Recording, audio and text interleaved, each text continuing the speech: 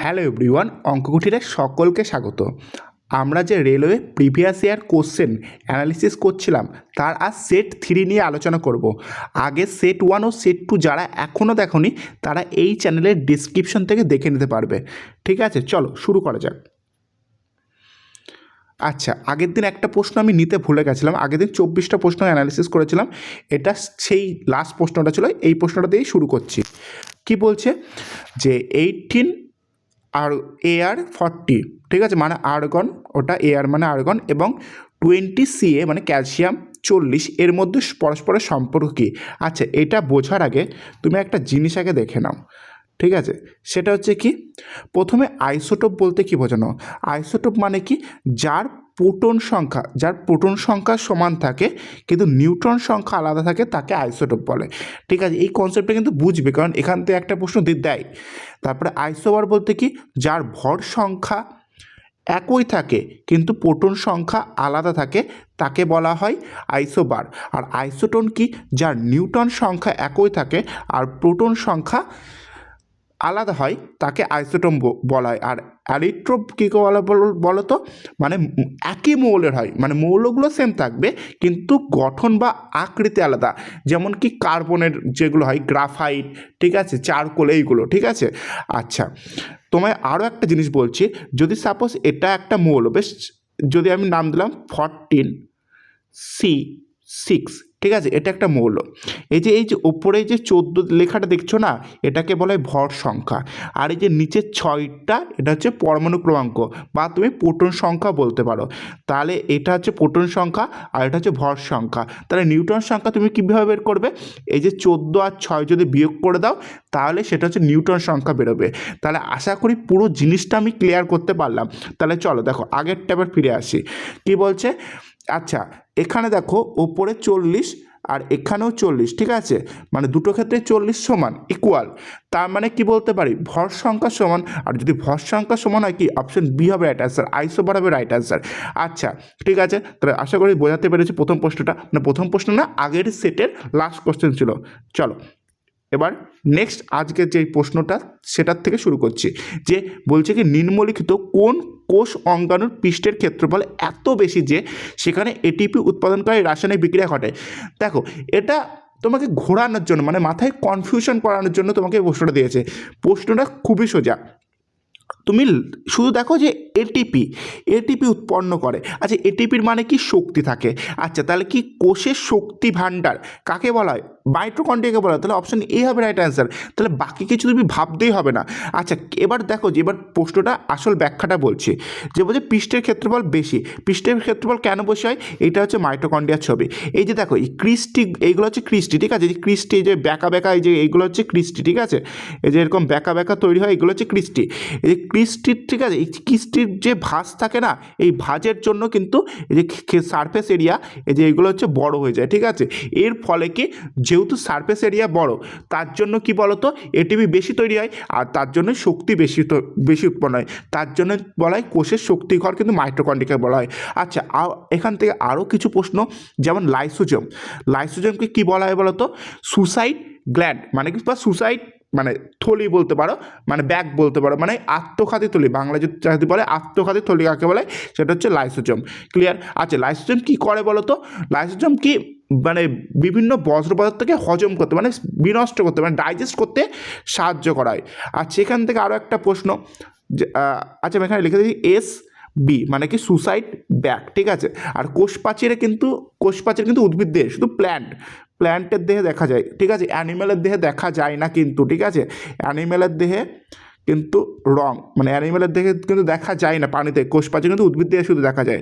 ঠিক আছে, আর ভ্যাকুয়াল হচ্ছে উদ্ভিদ কোষের বড় বড় হয় আর পানি কোষের ছোটো ছোটো হয়। তাহলে সমস্ত ইনফরমেশন তোমায় দিয়ে দিলাম। আর আশা বলছি এই সিরিজের বাইরে তোমার কোনো প্রশ্ন সামনের যে গ্রুপ ডি পরীক্ষাটা হচ্ছে, মানে হবে আর কি, ঠিক আছে, তার মানে সেই সেটে 100% তুমি কমন পারবে আশা করি তুমি। ঠিক আছে, তুমি এই সেটটা দেখে যাবে, এই সিরিজটা। ঠিক আছে, চলো নেক্সট প্রশ্ন দেখো। আচ্ছা, বলছে সাধারণত কোন টপিক স্তরের জীবের সংখ্যা কমতে থাকে, ঠিক আছে। আচ্ছা দেখো এখানে পাশে একটা কিন্তু টপিক স্তর আমি দিয়ে দিয়েছি, ঠিক আছে। এখানে প্রডিউসার, একদম নিচেরটা প্রডিউসার, তারপরে প্রাইমারি, তারপরে সেকেন্ডারি, তারপরে টার্সিয়ারি, তারপরে কোয়ান্টিটারি, ঠিক আছে। এবার যত দেখো উপরের দিকে উঠবে না, তত কিন্তু জীবের সংখ্যা কমতে থাকবে। তাহলে এখানে উত্তর কী হবে? এখানে সেকেন্ডারি, এখানে টার্সিয়ারি, অপশন বি। যদি আমার কোয়াটারনারি থাকতো তাহলে কোয়াটারনারি কিন্তু উত্তর হতো, তাহলে অপশন বি হবে রাইট অ্যান্সার, ঠিক আছে। আর এই যে প্রত্যেকটা স্তরে, ঠিক আছে, প্রত্যেকটা স্তরে কিন্তু যে দেখো এখানে 100, 10, 1, 0.1, 0.01 এইগুলো কিন্তু কীভাবে যায়? এগুলো লিন্ডারম্যানের 10% সূত্র অনুযায়ী কিন্তু যায়, ঠিক আছে। এখান থেকেও কিন্তু প্রশ্ন খুব আসে, তাই মাথায় রাখবে। এবার নেক্সট বলছে নিম্নলিখিত কোনটিতে সরল শৃঙ্খল হাইড্রোকার্বন আছে, ঠিক আছে। আচ্ছা হাইড্রোকার্বন মানে কি? দুটো হয়, একটা সরল শৃঙ্খল হাইড্রোকার্বন, একটা শাখান্বিত হাইড্রোকার্বন, ঠিক আছে। আচ্ছা তোমরা সবাই আইউপ্যাক নাম সম্পর্কে জানো, ঠিক আছে, তাও আমি বলে দিচ্ছি যে বিউটেন, তুমি যদি বিউটেনের গঠনটা দেখো, বিউটেন কেমন দেখতে হলো? তো বিউটেন মানে মানে চারটে গঠন আছে, সি, একটা সি, দুটো সি, তিনটে সি, চারটে সি, এটা বিউটেন, ঠিক আছে। দেখো একদম সিম্পল, মানে একদম সরল, কোনো শাখা নেই, তাহলে অপশন এ হবে রাইট অ্যান্সার, ঠিক আছে। আচ্ছা 3 মিথাইল পেন্টেন, এটাও আমরা দেখব। পেন্টেন মানে কি? 5টা, ঠিক আছে, 5টা তোমার কার্বন থাকবে, তাহলে একটা সি, দুটো সি, তিনটে সি, চারটে সি, 5টা সি, ঠিক আছে, 5টা কার্বন থাকবে। কিন্তু 3 নম্বর পজিশনে মিথাইল যুক্ত থাকবে, তাহলে 1, 2, 3, যদি ভাবে দেখো 1, 2, 3, এই যে 3 নম্বর পজিশনে মিথাইল আর যুক্ত থাকবে, মানে মিথাইল যুক্ত থাকবে বলতে CH3। আমি এটাকে তীর চিহ্ন দিলাম, এটা তীর চিহ্ন হতো না, নর্মাল একটা বন্ড করবে, এটা মুছে দিই, এটা হচ্ছে নর্মাল বন্ড হবে, ঠিক আছে। এই যে 3 নম্বর পজিশনে একটা মিথাইল যুক্ত থাকবে, তাহলে এইটার নাম হচ্ছে 3 মিথাইল পেন্টেন। আচ্ছা এবার 2 মিথাইল প্রোপেনটা কেমন? প্রোপেন মানে কি? 3টে কার্বন থাকবে, তাহলে একটা কার্বন, দুটো কার্বন আর 3টে কার্বন, ঠিক আছে। আর এর 2 নম্বর পজিশন, এই যে 1 নম্বর পজিশন, 2 নম্বর পজিশন, 2 নম্বর কার্বনের সাথেও একটা মিথাইল থাকবে, ঠিক আছে। দেখো শাখা আছে, স্টেট নেই, দেখো এর সাথে স্টেট, এর সাথে একটা শাখা কিন্তু এক্সট্রা যুক্ত আছে, তাই এটা শাখান্বিত কিন্তু হাইড্রোকার্বন। আবার সেম টু সেম এখানেও একটা স্টেট লাইন, মানে স্টেট, কিন্তু এর সাথে একটা শাখা যুক্ত আছে, তার জন্য কিন্তু এটা শাখান্বিত হাইড্রোকার্বন। আর আইসোবিউটেন কি? আইসোবিউটেন কিচ্ছু না, আইসোবিউটেন এই যে 2 মিথাইল প্রোপেন যেটা দেখছো সেটারই, মানে এইটারই অপর নাম হচ্ছে আইসোবিউটেন, তাহলে এখানে অপশন এ হবে রাইট অ্যান্সার। আশা করি বোঝাতে পেরেছি। এবার নেক্সট কোশ্চেন দেখো, বলছে কেজি ভরের একটি বস্তুকে পৃথিবী পৃষ্ঠ থেকে মিটার উচ্চতায় রাখা হয়েছে, বস্তুটির স্থিতিশক্তি কত? দেখো এটা যদি ভূপৃষ্ঠ হয়, তুমি এখান থেকে যদি উচ্চতায়, এইখান থেকে এই কনসেপ্ট থেকে, মানে ডাইরেক্ট এটা সূত্র তোমায় জিজ্ঞাসা করেছে, এই কনসেপ্ট থেকে কিন্তু অঙ্ক আসে, ঠিক আছে। উচ্চতায় ভরের যদি কোনো বস্তুকে তুমি রেখে দাও এখানে, ঠিক আছে, সেক্ষেত্রে তোমার স্থিতিশক্তির মান হয় mgh, ঠিক আছে, তাহলে অপশন বি হবে রাইট অ্যান্সার। আর এই যে একদম ভূপৃষ্ঠতে কিন্তু স্থিতিশক্তির মান কিন্তু 0 হয়, সেটাও মাথায় রাখবে, ঠিক আছে। নেক্সট প্রশ্ন দেখো,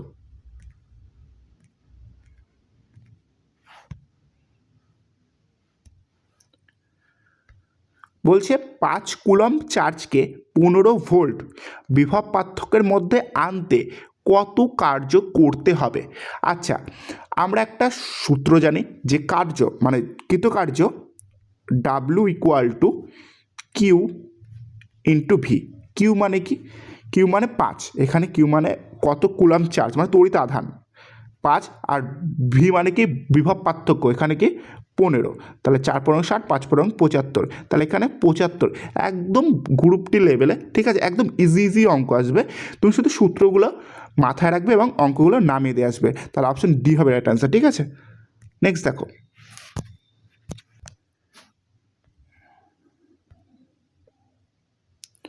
আচ্ছা এবার কি বলছে? HIV সংক্রমণ সম্পর্কে নিম্নলিখিত কোন বক্তব্যটি সঠিক?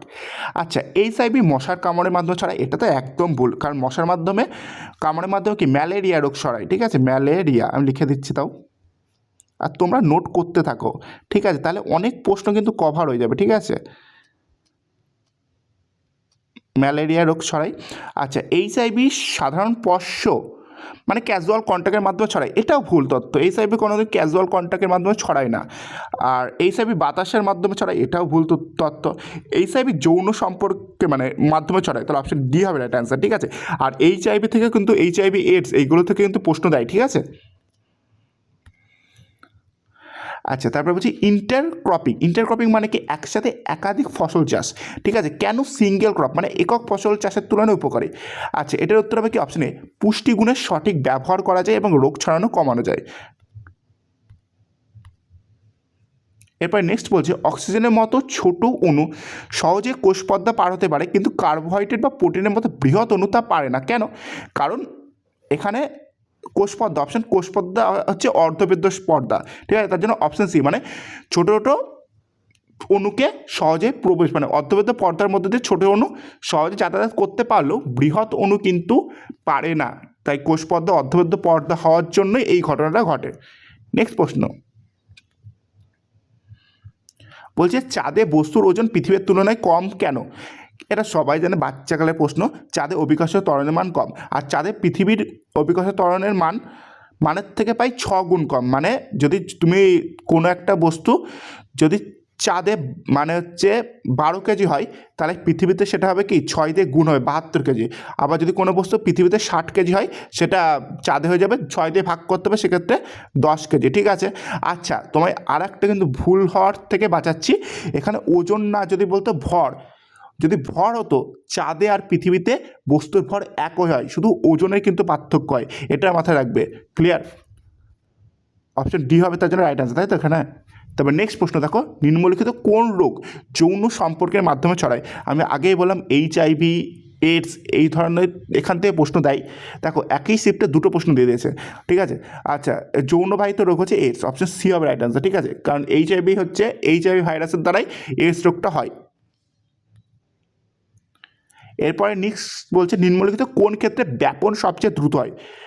এটা সকলে জানে, গ্যাসের সাথে গ্যাস। কারণ কি গ্যাসের হচ্ছে গতিশক্তি সবচেয়ে বেশি, মানে গ্যাসের অণুগুলোর ভেতরে গতিশক্তি বেশি হয়, এবং গ্যাসের অণুগুলির আন্তঃআণবিক স্থানও কিন্তু অনেক বেশি, ঠিক আছে। এবং গ্যাসের অণুগুলির আকর্ষণ বল কম। তার জন্য গ্যাস থেকে গ্যাস, যদি গ্যাসের মানে দুটো গ্যাসকে একসাথে দাও, তাদের মধ্যে ব্যাপন সবচেয়ে দ্রুত ঘটবে, ঠিক আছে। তাহলে অপশন ডি হবে রাইট অ্যান্সার। বলছে লোহা বা ইস্পাতকে মরিচা থেকে বাঁচাতে জিঙ্ক বা দস্তার আবরণ দেওয়ার পদ্ধতি কী বলা হয়? অপশন ডি গ্যালভানাইজেশন বলা হয়, ঠিক আছে।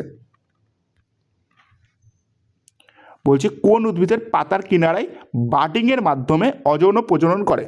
আচ্ছা, এখানে হাইড্রাও কিন্তু বার্ডিংয়ের মাধ্যমে করে, ব্রায়োফাইলাম মানে পাথরকুচি গাছও কিন্তু বার্ডিংয়ের মাধ্যমেই করে, আর ম্যাঙ্গো তো সিডের মানে বীজের মাধ্যমে করে, ঠিক আছে। আর স্পাইরোগারা তো খণ্ডীভবন, আগেই বলেছি আমি, স্পাইরোগার বা খণ্ডীভবন। তাহলে অপশন এ আর বি এর ভেতরে কোনটা হবে? এবার দেখো, হাইড্রা অযৌন জননও করে, হাইড্রা যৌন জননও করে। কিন্তু হাইড্রা হচ্ছে অযৌন জনন কখন করে? যখন অনুকূল পরিবেশে পায়, তখন বার্ডিংয়ের মাধ্যমে করে। কিন্তু হাইড্রা যখন যৌন জনন করে কখন বলো তো? প্রতিকূল পরিবেশে। আর ব্রায়োফাইলাম পাথরকুচি গাছ, সেটাও কিন্তু বার্ডিং করে। আচ্ছা, সেটা হচ্ছে পাতার কিনারা থেকে, যেহেতু এখানে দেখো উদ্ভিদকে যে পাতার কিনারা বলেছে, তাই অপশন বি মানে পাথরকুচি গাছই হবে। পাথরকুচি গাছ পাতার কিনারায় কুড়ি সৃষ্টি হয় এবং সেখান থেকে নতুন গাছ জন্মায়, ঠিক আছে। তাহলে অপশন বি হবে রাইট অ্যান্সার। আচ্ছা, বলছে কি নিম্নলিখিত কোন পর্যবেক্ষণটি প্রমাণ করে যে তরলের নির্দিষ্ট আয়তন আছে কিন্তু আকার নেই? আর তরলের আয়তন আছে কিন্তু আকার নেই, তরল এটা কিন্তু বৈশিষ্ট্য, তোমার দিতেই পারে নিম্নলিখিত কোনটি তরলের বৈশিষ্ট্য নয় বা বৈশিষ্ট্য আছে, এই ধরনের প্রশ্ন করতে পারে।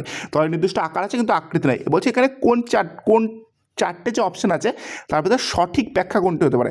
আচ্ছা, বায়ু পুরো পাত্র ভরে ফেলে, আচ্ছা এটা তো হচ্ছে তরলের কোনো বৈশিষ্ট্য না, এটা গ্যাসের বৈশিষ্ট্য, ঠিক আছে। তাহলে অপশন এ হবে তো রাইট অ্যান্সার, না, ঠিক আছে, রং অ্যান্সার। অপশন বি কি বলছে কঠিন লোহার ব্লক যে কোনো পাত্রে তার আকৃতি ধরে রাখে, এটা হচ্ছে সলিডের বৈশিষ্ট্য বলছে, ঠিক আছে। আচ্ছা, অপশন সি কে বলছে জল পাত্রের আকৃতি নেয় কিন্তু তার আয়তন একই থাকে। হ্যাঁ, অপশন সি হবে রাইট অ্যান্সার। মানে তুমি জলকে যে কোনো পাত্র দাও, তুমি যে কোনো পাত্রে রাখো, তুমি হচ্ছে গোলাকার পাত্রে রাখলে গোলাকার আকৃতি ধারণ করবে, আবার কি তুমি যদি হচ্ছে বেলনাকার বা চোঙাকৃতি পাত্রে রাখো সেক্ষেত্রে চোঙাকৃতি আকৃতি ধরে থাকবে, কিন্তু সব ক্ষেত্রেই আয়তন সেম থাকবে। তাহলে অপশন সি হবে রাইট অ্যান্সার। স্পঞ্জ চেপে ধরলে আকৃতি বদলায়, এটা কোনো এই প্রশ্নের সাথে রিলেটেড নয়। তুমি দেখো প্রশ্ন করার আগে ঘাবড়াবে না, আগে অপশনগুলোকে বাদ দেখবে, অপশনগুলো এলিমেন্ট করেও কিন্তু অ্যান্সার দেওয়া যায়, ঠিক আছে। তো এখানে অপশন সি হবে রাইট অ্যান্সার। এবার নেক্সট দেখো,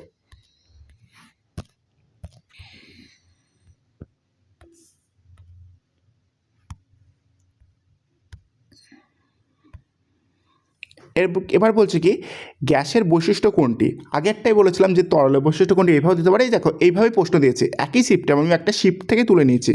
আচ্ছা, বলছে কি গ্যাসের বৈশিষ্ট্য কোনটি, গ্যাসের নির্দিষ্ট আকার ও আয়তন কিছুই নেই, তাহলে অপশন এ রাইট অ্যান্সার, ঠিক আছে। তো নেক্সট কোশ্চেন দেখো। আচ্ছা, এবার বলছি কি বিদ্যুৎ শক্তি, ক্ষমতা ও সময়ের মধ্যে সম্পর্ক কী। তোমায় শুধু সূত্রটা কিন্তু জিজ্ঞেস করেছে, তো এখান থেকে কিন্তু অঙ্ক তোমায় করতে দিতে পারে, তুমি সেটাও কিন্তু মাথায় রাখবে। আর এটা কি আমরা সবাই জানি অপশন ডি হবে রাইট আছে, energy equal to power into time, ঠিক আছে। বলছে আমরা টেবিলে হালকা আঘাত করলে শব্দ কম হয় কেন। আচ্ছা, এটার উত্তর হবে কি অপশন এ, শব্দ কম্পনের বিস্তার কম হয়, ঠিক আছে, বাকিগুলো হবে না। আমার নেক্সট কোশ্চেন দেখো।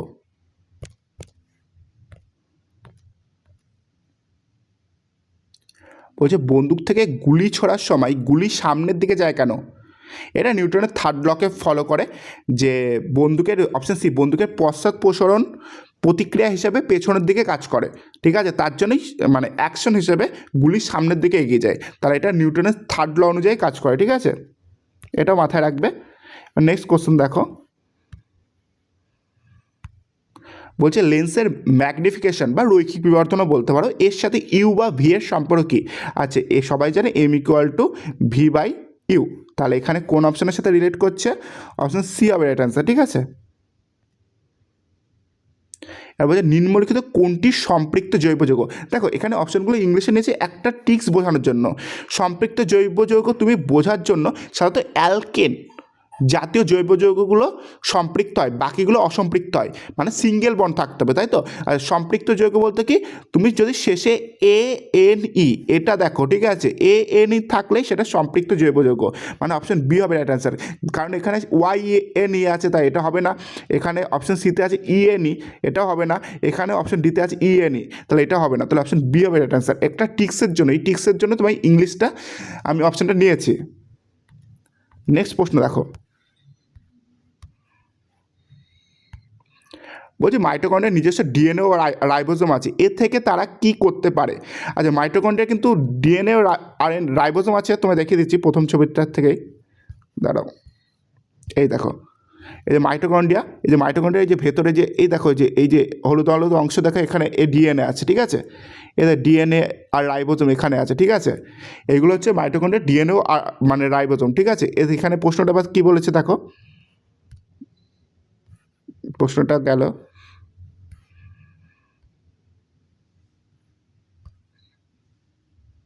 এই যে প্রশ্নটা কি বলছে, মাইটোকন্ড্রিয়ার নিজস্ব ডিএনএ এবং রাইবোজোম আছে, এ থেকে তারা কি করতে পারে।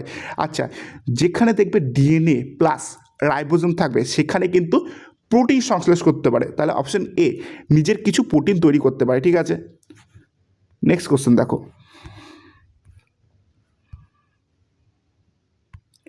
বলছে কার্বন ডাইঅক্সাইড গ্যাসকে লাইম ওয়াটারের মধ্যে প্রবাহিত করলে, মানে চুন জলের মধ্যে প্রবাহিত করলে কোন পদার্থটির অবক্ষেপ হিসাবে তৈরি হয়, ঠিক আছে। আচ্ছা, এটা উত্তর হবে কি অপশান এ CaCO3। আচ্ছা দেখো এই সংকেতটা মাথায় রাখবে, মানে এই সংকেত বলছি কি, মানে এই ইকুয়েশনটা, মানে আমি কার্বন ডাইঅক্সাইডকে চুন জল মানে কি CaOH2, ঠিক আছে, মানে এই রিয়াকশানটা মাথায় রাখবে, এই রিয়াকশানটা পরীক্ষায় দিয়ে দেয় CaCO3, আর এটারই অধক্ষেপ পড়ে, ঠিক আছে, মানে এটাই নিচের দিকে অধক্ষেপ পড়ে, প্লাস H2O, এটা হচ্ছে রিয়াকশান, ঠিক আছে। আর এটা হচ্ছে সাদা দুধের মতন অধক্ষেপ পড়ে, ঠিক আছে, এইটার অধক্ষেপ পড়বে। তাহলে অপশন এ হচ্ছে রাইট অ্যান্সার। আবার ক্যালসিয়াম বাইকার্বনেট যদি এর ভেতরে আরও অতিরিক্ত CO2 তুমি যদি চালনা করো, দেখবে দ্রবণটা আবার ঘোলা হয়ে গেছে। কেন হয়? কারণ সেকেন্ড ক্ষেত্রে CaH মানে ক্যালসিয়াম বাইকার্বনেট মানে CaHCO3 এইটা উৎপন্ন হয়, তার জন্য আবার ঘোলা হয়ে যায়, ঠিক আছে। এবার কি বলছে, একটি গাড়ি স্থির অবস্থা থেকে শুরু করে 2 মিটার পার সেকেন্ড স্কোয়ার ত্বরণে 5 সেকেন্ডে চলে, এর শেষ বেগ মানে অন্তিম বেগ কত? আচ্ছা, আমরা কি জানি V = U + AT। আচ্ছা, স্থির অবস্থা থেকে শুরু করেছে, তাহলে U এর ভ্যালু নিশ্চয়ই 0। আচ্ছা, এর ভ্যালু কত? 2, আর T এর ভ্যালু কত? 5, তাহলে উত্তর কত হবে? 10। তাহলে অপশন এ হবে রাইট অ্যান্সার, ঠিক আছে। চলো নেক্সট প্রশ্ন দেখো।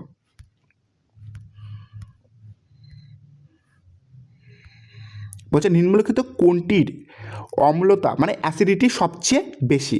আচ্ছা, pH স্কেল সবাই জানো, যদি 7 থাকে 7কে প্রশম দ্রবণ বলা হয়, আর 7-এর আগে যে সমস্ত দ্রবণগুলো সেগুলোকে অ্যাসিড বলা হয়, আর যেই সমস্ত দ্রবণ 7-এর পরবর্তী হয় তাদের ক্ষার বা বেস বলা হয়, বেস সলিউশন, ঠিক আছে। আচ্ছা, এখানে জলের হচ্ছে pH ভ্যালু কত? 7, তাই জল হচ্ছে প্রশম, তাই জল তো হবেই না, বাদ প্রথম থেকেই। আচ্ছা, ভিনিগারও অ্যাসিড, লেবুর রসও অ্যাসিড, দুধও কিন্তু সামান্য অ্যাসিড। আচ্ছা, এবার তিনটের যার pH ভ্যালু কম হবে সেই সবচেয়ে বেশি অ্যাসিড হবে। তাহলে দুধের pH ভ্যালু পাই তুমি 6.5 থেকে 6.7, ঠিক আছে, 6.5 থেকে 6.7 এর ভেতর থাকে। আর লেবুর রসের কত থাকে? লেবুর রসের তুমি ধরতে পারো যে 2 থেকে 2-এর কাছাকাছি, 2 থেকে 2-এর সামান্য বেশি, ঠিক আছে। আর ভিনেগারের হচ্ছে প্রায় 3-এর কাছাকাছি থাকে, ঠিক আছে, 2-এর কাছাকাছি, আর এটা 3-এর কাছাকাছি। তাহলে তোমার মতে তুমি নিজেই বলো, এটা 2-এর কাছাকাছি যেহেতু থাকে, তাহলে এর pH ভ্যালু মানে লেবুর রসের pH ভ্যালু সবচেয়ে কম, তার জন্য কি অপশন সি হবে রাইট অ্যান্সার। আর লেবুর রসে কোন অ্যাসিড পাওয়া যায়? লেবুর রসে অবশ্যই কি সাইট্রিক অ্যাসিড পাওয়া যায়, ঠিক আছে। কি acid? Citric acid, citric acid পাওয়া যায়, ঠিক আছে। তাহলে অপশন সি হবে রাইট অ্যান্সার। এবার নেক্সট বলছে, একটি উত্তল দর্পণের মেরু ও বক্রতা কেন্দ্রের মধ্যে দূরত্ব 40 মানে +40 হলে, তাহলে মেরু ও ফোকাসের মধ্যে দূরত্ব কত? দেখো, এটা একটা উত্তল দর্পণ, ঠিক আছে। আচ্ছা, কি বলেছে, এটা এই যে এই বিন্দুটা, এটা হচ্ছে মেরু বা পোল বলা হয়, ঠিক আছে, এটা হচ্ছে মেরু। আর এখানে বক্রতা কেন্দ্র, ঠিক আছে, এটা বক্রতা কেন্দ্র, মানে এই টোটাল দূরত্ব 40, আর এই 40 এই মেরু থেকে বক্রতা কেন্দ্র দূরত্ব কিউ আর দিয়ে ডিনোট করা হয়, ঠিক আছে। এবার কী বলছে, মেরু থেকে ফোকাস মানে এফ এর মান করতে বের করছে। আচ্ছা, আমরা একটা সূত্র জানি, F = R/2, তাহলে এফ এর মান আর এর অর্ধেক হয়, মানে তাহলে 40-এর যদি অর্ধেক করি তাহলে কত হবে? 20, তাহলে অপশন ডি হবে অ্যান্সার, ঠিক আছে। আচ্ছা, আজকের ভিডিওটা এই পর্যন্তই ছিল। আশা করি এই ভিডিওর প্রশ্নগুলো তোমরা বুঝতে পেরেছো। যদি না বুঝতে পারো অবশ্যই কমেন্টে লেখো, আমি বুঝে দেওয়ার চেষ্টা করব। এবং নেক্সট ভিডিওর জন্য খুব মানে অপেক্ষা করতে থাকবে না, খুবই তাড়াতাড়ি আসবে, কারণ আমি বলছি পরীক্ষার আগেই, প্রায় তোমাদের জুনের দিকে পরীক্ষা হতে পারে, গ্রুপ ডি পরীক্ষা আবার, তাই পরীক্ষার আগেই আশা করি এই সিরিজটা শেষ করে দেবো। তাই চ্যানেলটাই সবাই সাবস্ক্রাইব করে নোটিফিকেশনটা অন করে রেখো। আর ভিডিওটা দেখার জন্য সকলকে ধন্যবাদ।